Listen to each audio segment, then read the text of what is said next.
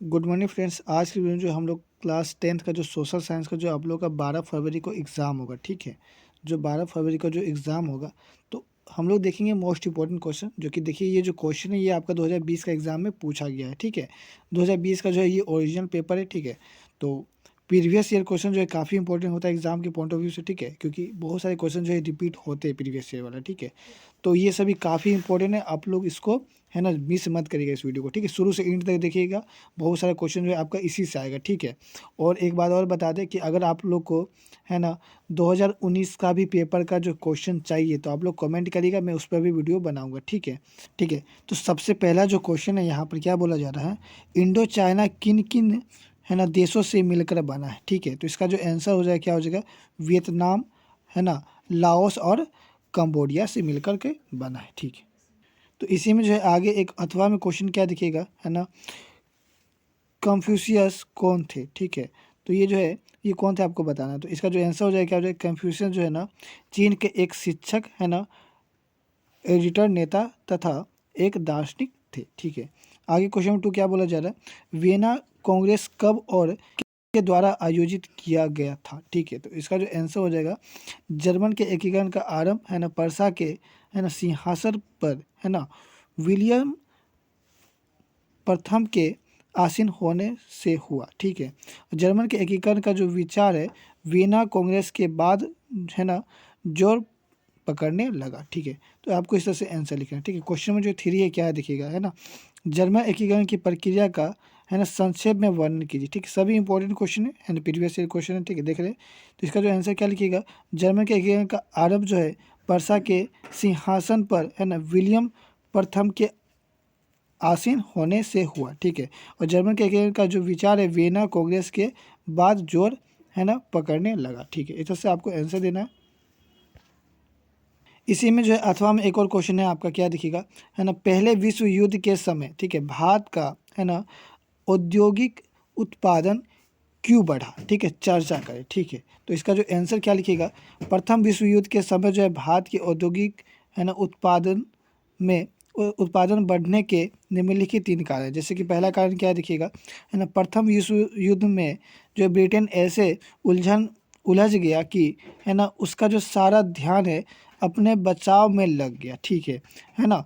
वह अब भारत में अपने माल का निर्यात न कर सका, ठीक है, जिसके कारण जो है भारत में उद्योग को, है ना, पनपने का, है ना, सुअवसर प्राप्त हो गया, ठीक है। आगे दूसरा आप लोग लिखिएगा यहाँ पर, इंग्लैंड के सभी कारखाने निर्यात की विभिन्न चीज़ों की बजाय, है ना, सैनिक सामग्री के निर्माण में, है ना, गए, है ना। इससे भारतीय उद्योग को एक, है ना, विशाल, है ना, देसी बाजार मिल गया, ठीक है।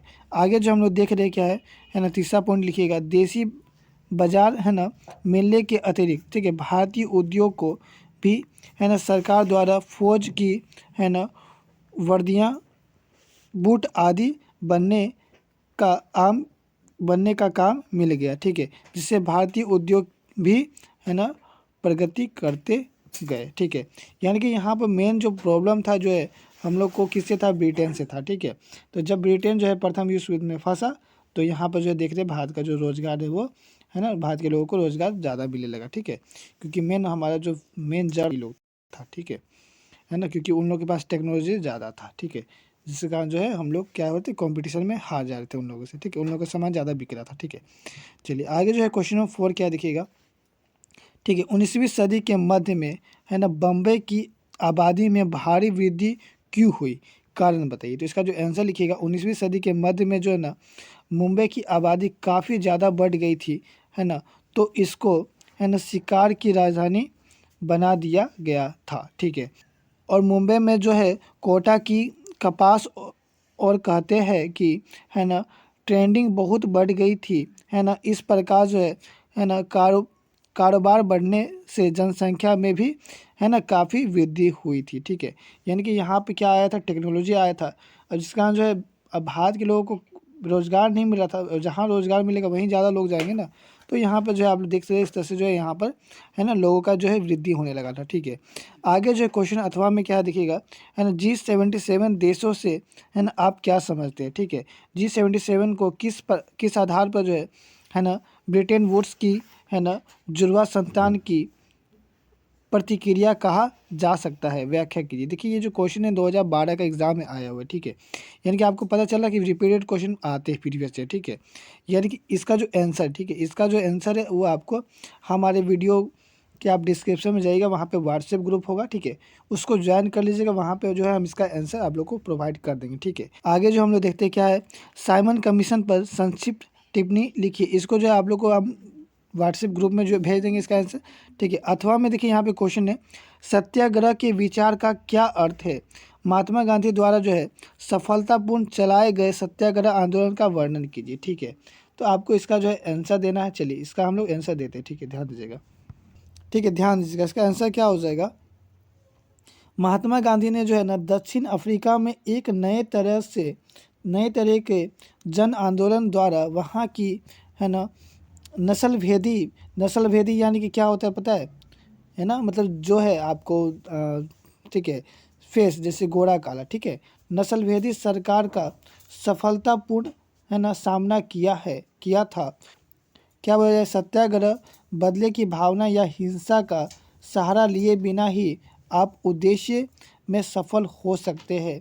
महात्मा गांधी जो है भारत एवं भारतीय स्वतंत्रता आंदोलन के एक प्रमुख राजनीतिक एवं आध्यात्मिक नेता थे। ठीक है, वे सत्याग्रह के महात्मा से, है ना, अत्याचार के प्रतिकार के, है ना, अग्रणी नेता थे। है ना, उनकी इस अवधारणा की नींव, है ना, संपूर्ण अहिंसा के सिद्धांत पर रखी गई थी। ठीक है, जिससे भारत को आज़ादी दिलाकर पूरी दुनिया में जनता के नागरिक, है ना, अधिकारों एवं स्वतंत्रता के प्रति आंदोलन के लिए प्रेरित किया। ठीक है, तो इस से आप लोग आंसर दीजिएगा। यहाँ पर जो है सत्याग्रह आंदोलन जो चला था वो महात्मा गांधी ने, है ना, अहिंसक ढंग से किया था। ठीक है, कोई हिंसा नहीं होना चाहिए, शांतिपूर्ण। ठीक है, चलिए आगे जो है हम लोग क्वेश्चन नंबर 6 देखेंगे क्या बोला जा रहा है। मुद्रण संस्कृति ने भारत में राष्ट्रवाद के विकास में क्या मदद की, चर्चा कीजिए। ठीक है, तो मुद्रण संस्कृति देखिएगा, यहाँ पे इसका आंसर आप लोग लिखिएगा, है ना, 19वीं सदी में भारत में गरीब जनता पर मुद्रण संस्कृति का निम्नलिखित असर हुआ। ठीक है, जैसे देख ले, पहला क्या है, मुद्रण जो है क्रांति के परिणाम स्वरूप, है ना, कम लागत पर अधिक पुस्तकों का, है ना, प्रकाशन हुआ, जिसके कारण गरीब जनता को भी, है ना, इस किताबों को खरीदने का अवसर प्राप्त हुआ। ठीक है, अनेक लोगों को, है ना, छापा खाने में काम मिला। ठीक है, आगे जो है सेकंड नंबर क्या दिखेगा, सस्ती मुद्रण, है ना, सामग्री से उन्हें राष्ट्रीय, अंतर्राष्ट्रीय और स्थानीय समाचार मिलने लगे। ठीक है, आगे जो है तीसरा पॉइंट लिखिएगा यहाँ पर। ठीक है, भाषाई प्रेस ने गरीब लोगों के मन में, है ना, राष्ट्रवादी भावनाओं को रोपण किया। ठीक है, आगे जो यहाँ पे चौथा पॉइंट लिखिएगा आप लोग, मुद्रण संस्कृति द्वारा जो है गरीबों में, है ना, शराबखोरी, है ना, अशिक्षा आदि सामग्री बुराइयां के प्रति जागरूकता अभियान, है ना, छेड़ा गया। ठीक है, समाज में धार्मिक कुरीतियाँ जैसे कि सती प्रथा क्या होता है पता है आप लोग को। ठीक है, क्या होता है कमेंट में बताइएगा। ठीक है, बाल विवाह, है ना, मूर्ति पूजन, ठीक है, मूर्ति पूजा, जाति प्रथा और ब्राह्मणों के, है ना, प्रभुत्ता का, है ना, घोर विरोध मुद्रण शक्ति द्वारा किया गया। ठीक है, इस प्रकार जो है मुद्रण संस्कृति ने गरीब जनता के कल्याण का संभव बना दिया। ठीक है ना। आगे जो पांचवा पॉइंट लिखिएगा यहाँ पर, है ना, किताबों में, है ना, प्राचीन, है ना, पाखंडों की आलोचना करते हुए नए और न्यायपूर्ण समाज की स्थापना पर बल दिया गया। ठीक है, जिससे जन्म आधारित विशेष अधिकार तथा जाति, है ना, आधारित भेदभाव को समाप्त करने का, है ना, वातावरण बना। ठीक है, तो इस तरह से हम लोग 5 पॉइंट लिख देंगे। ठीक है, चलिए आगे जो है आपको यहाँ पर अथवा में एक और सवाल पूछा गया है, देखिएगा, है ना, 19वीं सदी के ब्रिटेन में आए, ठीक है, ऐसे कुछ सामाजिक है ना बदलाव की चर्चा कीजिए, है ना, जिसके बारे में जो है थॉमस हार्डी और है ना चार्ल्स डिकेंस ने लिखा है। ठीक है, तो थॉमस हार्डी ने क्या लिखा देखिएगा। 19वीं सदी के उपन्यासकार थॉमस हार्डी ने इंग्लैंड के तेजी से गायब होते है ना देहाती है ना समुदायों के बारे में लिखा। वह है ना वही समय था जब बड़े किसान ने अपनी ज़मीन को है ना बार बंद कर दिया था। ठीक है, मज मजदूर है ना लगाकर उन्होंने बाजार के लिए है ना उत्पादन शुरू कर दिया था। और चार्ल्स यहाँ पे जो है क्या है ना डिकेंस का हम लोग देख रहे हैं यहाँ पे इन है ना इन्होंने क्या लिखा था। तो जो चार्ल्स के लोग ने लोगों के जीवन व चरित्र पर औद्योगिकरण के है ना दुष्प्रभाव के बारे में लिखा है ना। उनके उपन्यास हार्ड है ना टाइम्स यानी कि 1854 में है ना वर्णित को है ना काटाउन एक उदास है ना काल्पनिक औद्योगिक शहर है जहाँ मशीन की भरमार है ना धुआं है ना उगलती, ठीक है, चिन चिनिमया है, ठीक है, और प्रदूषण से स्याह है ना परी नदियां है और मकान सब जो है एक से एक मजबूत को यहाँ हाथ की संज्ञा से जाना जाता है ना। और ठीक है, और मशीन चलाने के अलावा उनकी कोई असीमितता नहीं। ठीक है, इस वजह से जो है आप लोग इसका आंसर दीजिएगा। ठीक है, आगे जो है हम लोग नेक्स्ट क्वेश्चन में बढ़ते हैं। ठीक है, ठीक है, यहाँ पर जो है 7 नंबर आप लोग का मानचित्र वाला क्वेश्चन है। ठीक है, तो अगर आप लोग कमेंट करिए तो मानचित्र पे जो है आप लोग को एक सेपरेट वीडियो हम प्रोवाइड कर देंगे। ठीक है, आगे जो है क्वेश्चन नंबर जो 8 है, ये 9 है, ये सब MCQ क्वेश्चन। ठीक है, आप लोग देख सकते हैं यहाँ पे आंसर क्या है। ठीक है ना।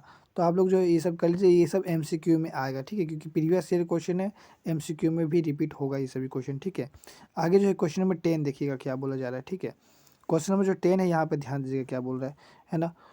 औद्योगिक है ना अवस्थिति को है ना प्रभावित करने वाले 3 मानवीय कारक कारक जो है बताइए। ठीक है, तो यहाँ पर जो है इसका आंसर आप लोग लिखिएगा औद्योगिक है ना अवस्थिति को प्रभावित करने वाले है ना मानवीय कारण। ठीक है, पहला जो है बाजार लिखिएगा, जो उद्योग के लिए एक आवश्यक कारक है ना, इसके द्वारा जो है औद्योगिक है ना अवस्थिति स्थिति, ठीक है, स्थिति प्रभावी होती है। ठीक है, दूसरा लिखिएगा सस्ते श्रमिक। ठीक है, सस्ते श्रमिक यानी कि जैसे कि सस्ते श्रमिक की उपलब्धता जो है औद्योगिक है ना अवस्थिति है ना प्रभावित करती है। सस्ते श्रमिक उत्पादन है ना लागत को है ना कम से कम सहायक होता है। ठीक है ना, यानी कि सस्ता श्रमिक होगा तो जो है आपका प्रोडक्ट भी कैसा होगा, सस्ता होगा। ठीक है, बाजार भी होना चाहिए। ठीक है, तीसरा क्या दिखेगा है ना सरकार नीतियाँ। ठीक है, जो कि यहाँ पे क्या होगा देखिए उद्योगों को बढ़ावा देने में सरकारी नीति भी प्रभावित करती है। तो इस तरह से आप लोग 3 पॉइंट लिख दीजिएगा। ठीक है,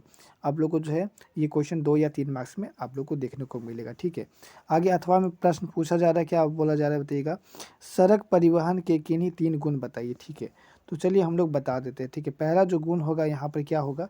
ठीक है, यहाँ पर जो है पहला गुण जो है आप लोग यहाँ पर देख सकते हैं। ठीक है, क्या है ना सड़क उबड़ खाबड़ जो है ना धरातल और है ना पर्वतों पर बनाई जा सकती है। ठीक है, दूसरा क्या दिखेगा, सड़क परिवहन है ना अपेक्षाकृत कम व्यक्तियों, कम दूरी व कम वस्तुओं के परिवहन में है ना कम खर्चीला है। ठीक है, तीसरा नंबर देखिएगा है ना रेलवे लाइन की अपेक्षा सड़कों के निर्माण में कम खर्चा आता है। ठीक है, इस तरह से आप लोग लिख सकते हैं।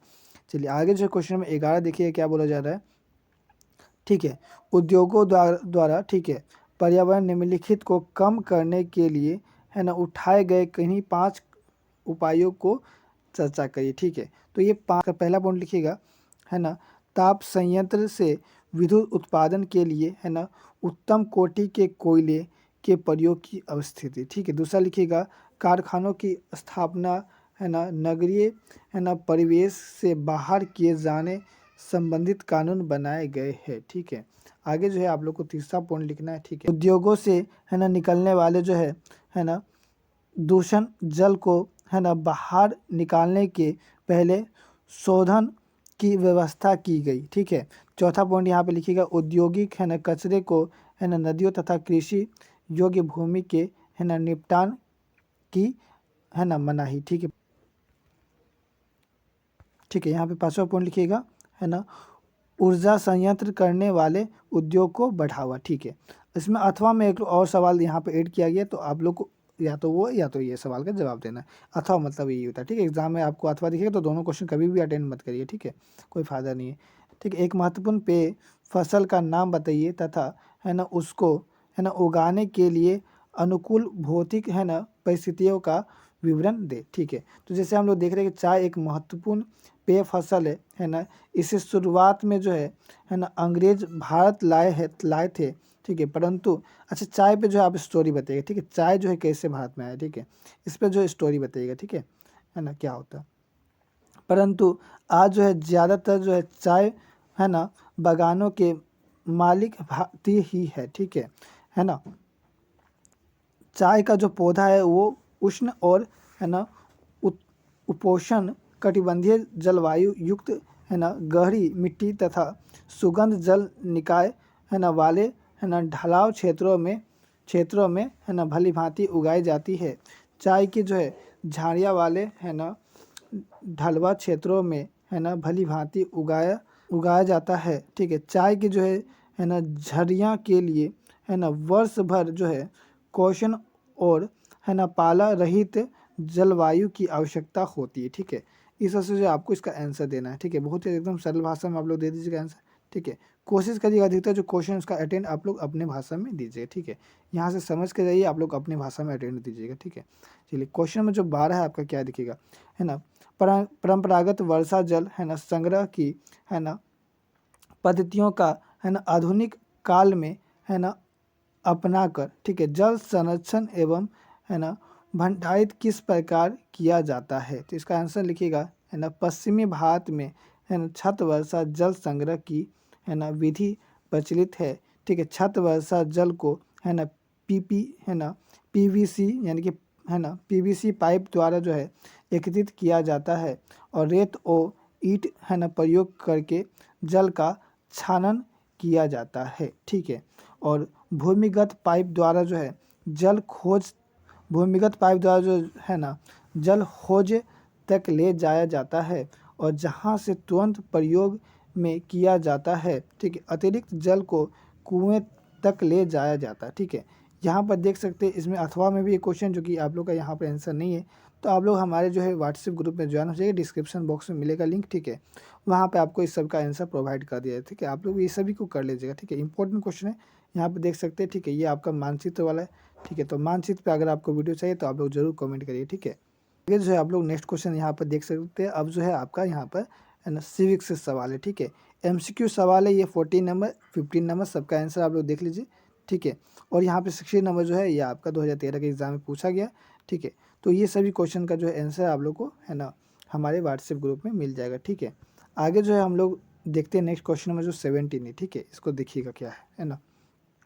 ठीक है, आधुनिक लोकतांत्रिक है ना व्यवस्था में ठीक है सत्ता के साझेदारी के अलग अलग तरीके क्या है ना, इनमें से प्रत्येक का एक एक उदाहरण भी दीजिए। ठीक है, तो चलिए इसका जो हम लोग आंसर देते हैं। ठीक है, यहाँ पे आंसर समझिएगा। आधुनिक लोकतांत्रिक है ना व्यवस्थाओं में सत्ता की साझेदारी भारत में लोकतांत्रिक शासन व्यवस्था है।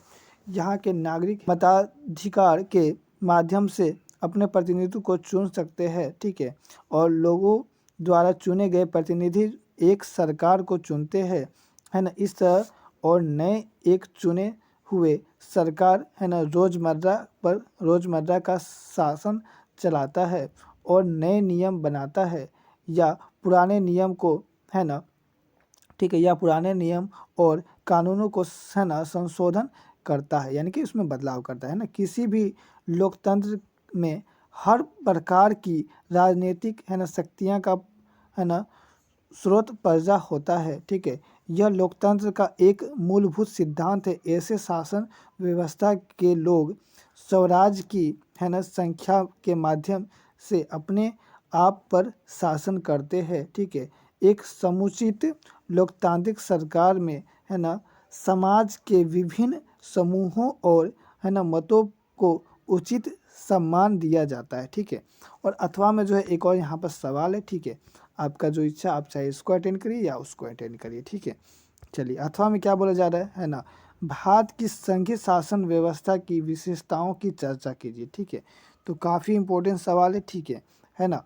और प्रीवियस ईयर क्वेश्चन तो आप लोग है ना समझिएगा, ठीक है। क्या बोला जा रहा है, भारत की संघीय शासन व्यवस्था की प्रमुख विशेषता रहा है ना, तथापि पिछले स्तर वर्ष, ठीक में भारतीय राजनीति में हुए परिवर्तन ने है ना संघवाद के चरित्र को गहरा स्तर पर प्रभावित किया है, ठीक है। इस कथन के आलोक में जो है भारतीय संघवाद के समक्ष उपस्थित है ना प्रमुख चुनौतियां का वर्णन करें, ठीक है। तो यहाँ पर आप लोग लिखिएगा कि संघवाद सरकार का वह रूप है ना, जिसमें शक्ति का विभाजन है ना आंशिक रूप से होता है, जैसे कि हम लोग देख रहे हैं केंद्र सरकार, राज्य सरकार और क्षेत्रीय सरकार के माध्यम है ना होता है, ठीक है। क्योंकि इसमें जो है स्वशासन तथा है ना साझा है ना शासन की व्यवस्था होती है, ठीक है। तो इसी तरह से आप लोग लिखिएगा, ठीक है। सांघिक शासन व्यवस्था कहते हैं इसी को, ठीक है। आगे जो है हम लोग नेक्स्ट क्वेश्चन देखते हैं क्या है, ठीक है। दबाव समूह पे आप लोग का है ना क्वेश्चन, राजनीतिक दल में अंतर बताइए। तो ये भी 2010 में पूछा गया है सवाल, ठीक है। आगे जो है एक और सवाल है, ठीक है। यहाँ पर 19 में भी देख रहे हैं, ये भी सवाल है, ठीक है। सबका जो आंसर आप लोग को व्हाट्सएप ग्रुप में मिल जाएगा, ठीक है। तो आप लोग ज्वाइन जरूर कर लीजिएगा व्हाट्सएप ग्रुप को, ठीक है ना। चलिए आगे जो हम लोग क्वेश्चन नंबर नेक्स्ट क्या देखिएगा, यहाँ पर अथवा में है, ठीक है। भारतीय लोकतंत्र की है ना प्रमुख चुनौतियाँ का वर्णन कीजिए, ठीक है। तो इसका जो है आप लोग उत्तर लिखिएगा, भारतीय लोकतंत्र में प्रमुख चुनौती निम्नलिखित है।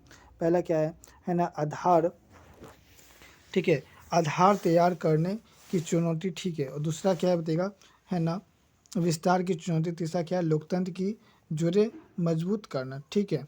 तो इस तरह से जो है आप लोग को यहाँ पे आंसर लिखना है कि आधार तैयार करने की चुनौती, ठीक है। इस पर आप लोग को लिखिएगा, ठीक है। अभी दुनिया में जो है 25% जो हिस्सा में लोकतंत्र नहीं है, ठीक है। ऐसे हिस्से में लोकतंत्र की चुनौतियाँ हैं जहाँ आधार बनाने की ऐसी है ना देश के है ना अलोकतांत्रिक सरकार है, वहाँ से तानाशाही को हटाना होगा, ठीक है।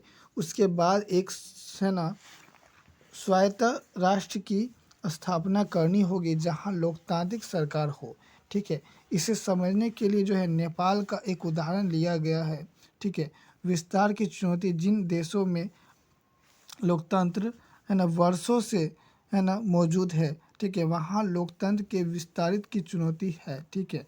यहाँ पर हम लोग देख रहे हैं लोकतंत्र के विस्तारित का मतलब होता है कि देश के हर क्षेत्र में लोकतांत्रिक सरकार के मूलभूत सिद्धांत को लागू करना तथा लोकतंत्र के है ना प्रभाव को समाज के हर वर्ग और देशों की हर संस्था तक पहुँचाना, ठीक है। जो यहाँ पर आप लोग देख सकते हैं लोकतंत्र की है ना जड़ें मजबूत करना, ठीक है। यहाँ पे इसका आंसर भी दीजिएगा, है ना। हर लोकतंत्र को इस चुनौती का सामना करना पड़ता है।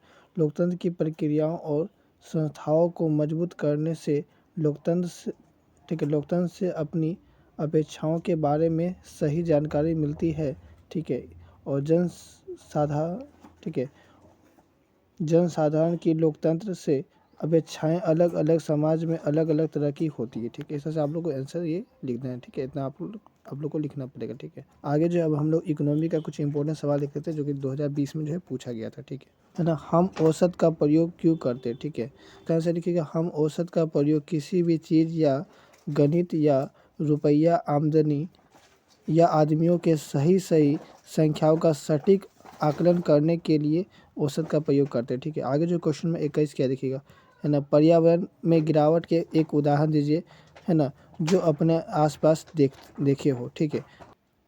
तो इसका आप लोग आंसर लिखिएगा, हमारे क्षेत्र के बहुत से वन उजाड़ दिए गए हैं, ठीक है। वहाँ कारखाना स्थापित कर दिया गया है जिसके धुएं से पर्यावरण की गिरावट आ रही है ना। और मजदूरों के रहने के लिए छोटे छोटे घर बनाए जाते हैं, ठीक है। क्या बोला जा रहा है, जब मुद्रा विनिमय प्रक्रिया में है ना मध्यस्थता का काम करती है तो है ना इसे क्या कहा जाता है, ठीक है। तो इसका आंसर लिखिएगा, जब मुद्रा विनिमय दो क्षेत्रों के बीच एक मुद्रा में ऋण लेते हैं, ठीक है, एक मुद्रा में ऋण लेते हैं तो विनिमय के आगे पीछे भी ऋण कहा जाता है। ठीक है, हम 23 देखिए क्या बोला जा रहा है, बैंकों का सबसे महत्वपूर्ण कार्य क्या होता है। ठीक है, तो इसका जो है आप लोग को क्या करना है, कार्य को लिखना है। तो इसका कार्य आप लोग इस तरह से लिखिएगा, ध्यान दीजिएगा। ठीक है, आगे जो है क्वेश्चन 24 देखिए क्या बोला जा रहा है, उपभोक्ता के किन्हीं 3 अधिकारों को बताइए और प्रत्येक पर कुछ पंक्ति बताइए। ठीक है, ठीक है, ठीक इसी प्रकार जो है यहाँ पर आप लोग देख रहे हैं कि 25 नंबर क्वेश्चन है। ठीक है, तो इसका भी जो आंसर है आप लोग यहाँ पर जो है आप लोग कॉपी में नोट डाउन कर लीजिए, इसको याद कर लीजिएगा। ठीक है, इसी तरह से जो है आप लोग का एक है अथवा में, 25 में अथवा में भी एक सवाल आया है। ठीक है, तो इसको भी आप लोग है ना कॉपी में लिख करके याद कर लीजिए, सभी इंपॉर्टेंट क्वेश्चन। ठीक है, इन सभी को याद जरूर कर लीजिएगा। ठीक है ना, बहुत ज़्यादा चांस है रिपीट होगा प्रीवियस ईयर क्वेश्चन। ठीक है, आगे जो है 26 नंबर है। ठीक है, फिर इसी तरह से 27 नंबर। ठीक है, आप लोग स्क्रीनशॉट ले लीजिए इसका। ठीक है, और आप लोग सही से जो है इसको याद कर लीजिए। ठीक है, और नेक्स्ट वीडियो में जो है अगर आप लोग अगर चाहते हैं कि सर ऐसा क्वेश्चन बताइए जो कि बार बार रिपीट हुआ है, 4 से 5 साल लगातार रिपीट हुआ है, रिपीटेड क्वेश्चन बताइए, तो उस वो भी कमेंट करिएगा। ठीक है, हम जो है उस पर भी वीडियो आप लोग को प्रोवाइड करेंगे। ठीक है, और व्हाट्सएप ग्रुप जरूर ज्वाइन कर लीजिए। ठीक है, वहाँ पे जो भी इंपॉर्टेंट क्वेश्चन होता है वो आप लोग को हम प्रोवाइड कर देंगे। ठीक है, तो जल्दी मुझे नेक्स्ट, जय हिंद जय भारत।